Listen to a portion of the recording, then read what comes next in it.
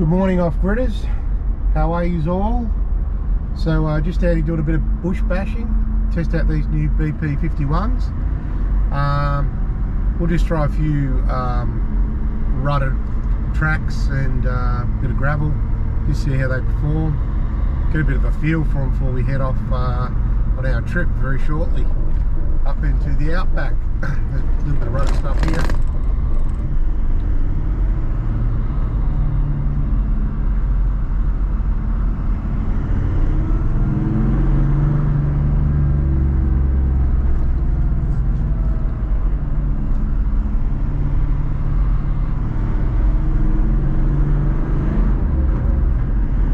Just in two-wheel drive at the moment as well, so should probably pull over and put it in 4, get a bit more traction.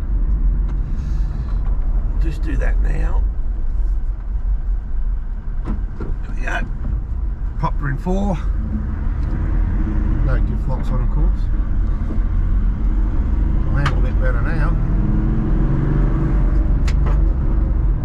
I've got a bit of stuff in the back, so I won't go too crazy. Shit will go everywhere. I'll end up with mince pie.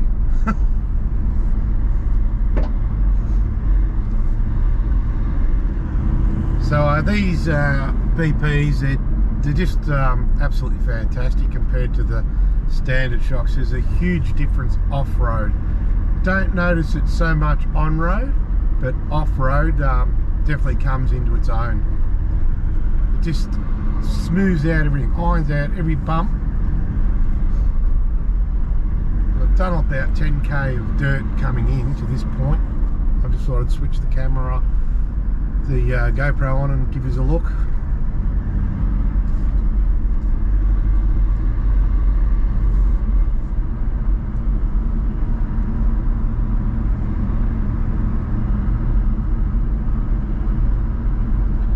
So when I built dirt, my aim was to set up the cruiser as a super tourer, so I could do a bit of long distance travelling on bitumen to get to where we need to get to, and then of course have something that's very capable off-road for long rutted roads. You might get 200 or 300 kilometres of rutted road. I didn't build it to do hardcore stuff, you know, rock crawling in the high country, that sort of stuff. Something that's capable of doing it, but not something that you're going to go out there and do something specific along those lines.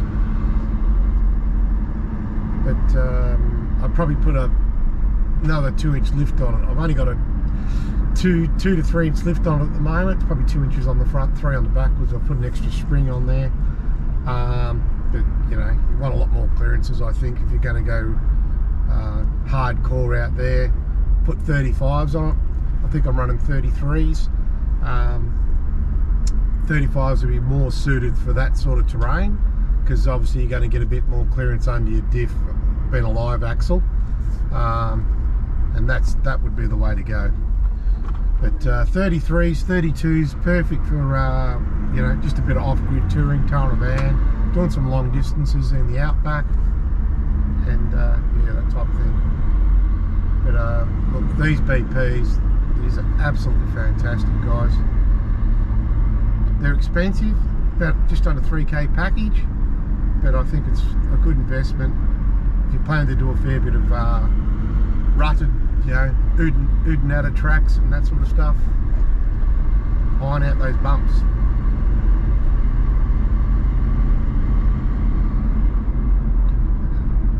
I've only spotted 2 roos this morning, earlier on.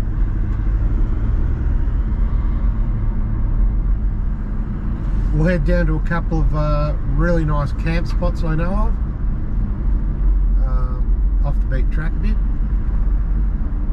But I plan to head back to those once I get my rooftop. I've got a rooftop coming and a new awning coming. They are due to land somewhere around about the end of August, and I'm going to get Trig to fit those for me, because I'm going to get a reversing camera put in as well. I was supposed to get that done when it was down there, but we just ran out of time, and I was in a rush to get the truck back when they fitted the canopy. I wanted to do a trip. So we'll get that back down there, get that squared away. They're going to help me out there fitting that. and then we'll be able to do a few overnighters when the weather picks up in the spring, instead of dragging the camper van. Generally I wouldn't pull the X1 out unless I was doing a 2-nighter or a 3-nighter for a bit more comfort. But the rooftop would be perfect for just those 1-nighters, stop here, stop there sort of thing. And you're motoring through, easy setup. And I've got everything self-contained, obviously in-dirt as it is. But if you're going to go 2-3 nights, you're probably better off with the X1. Just a bit more comfort. But we'll see how that all works out when it arrives.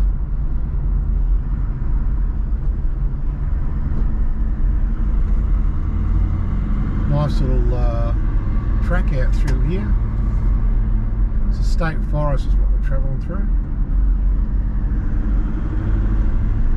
We're heading into a national park shortly.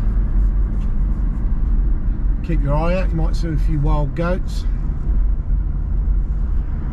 Usually get a few through here.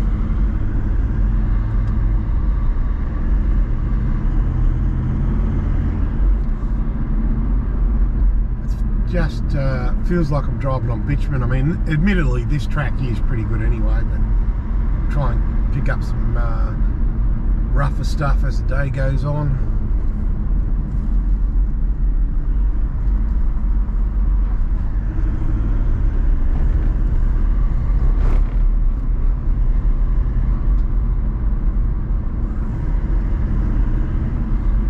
Just handles unbelievable off-road.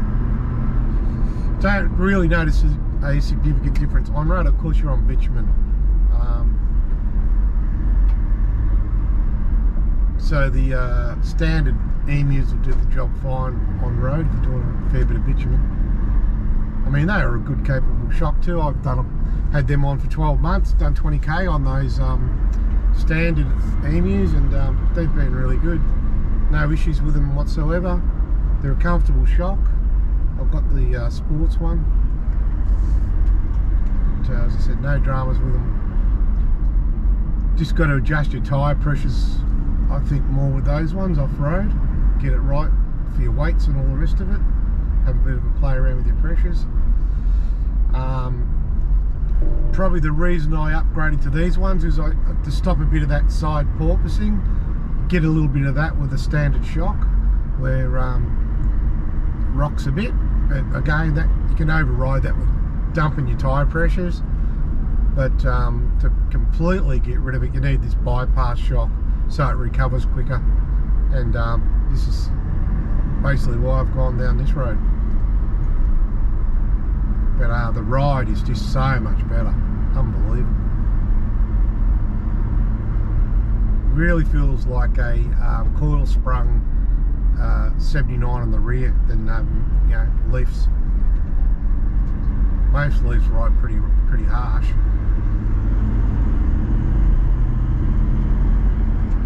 Back out the main trackie by the look of it, and come back a little bit later. Catch you later.